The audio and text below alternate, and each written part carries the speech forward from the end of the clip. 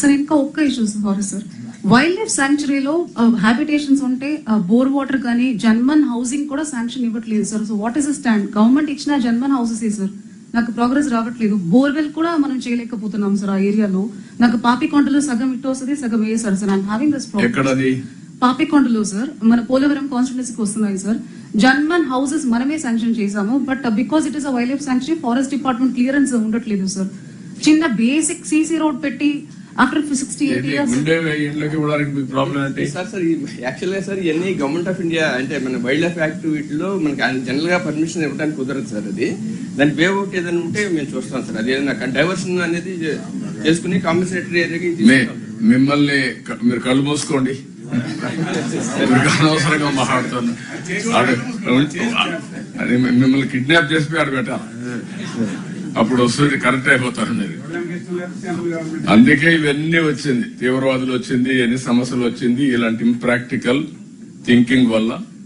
కనీసం వాడు ఇన్నేళ్ల నుంచి ఉన్నాడు, వాడికి కరెంట్ ఇస్తారంటే ఇవ్వకూడదు. వాటర్ వాటర్ వాళ్ళు చెరువు ఇది కూడా ఏజెన్సీ ఏరియానే కదా అక్కడ.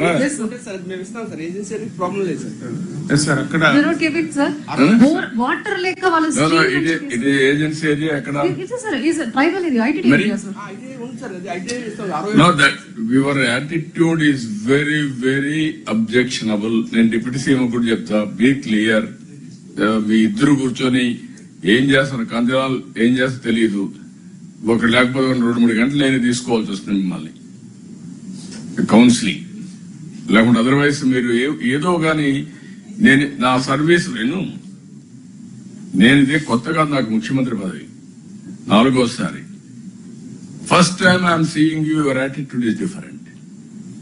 So many complaints are coming on you. Where things are going wrong, I don't know.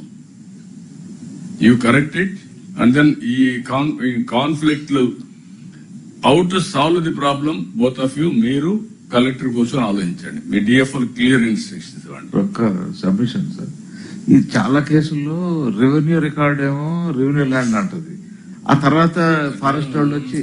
Question అది కాదు ప్రసాద్, ఇక్కడ ఏంటంటే ట్రైబల్ ఏరియాలో కూడా ఫెసిలిటీ ఇవ్వకూడదని పెట్టేస్తా ఉంటే